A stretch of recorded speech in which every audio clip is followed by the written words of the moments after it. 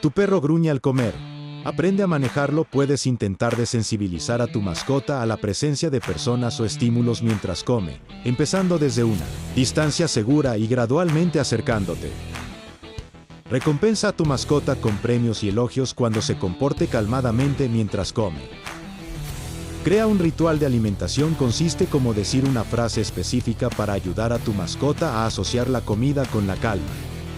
Evita castigar a tu mascota por gruñir o mostrar agresividad al comer, ya que esto puede empeorar el problema.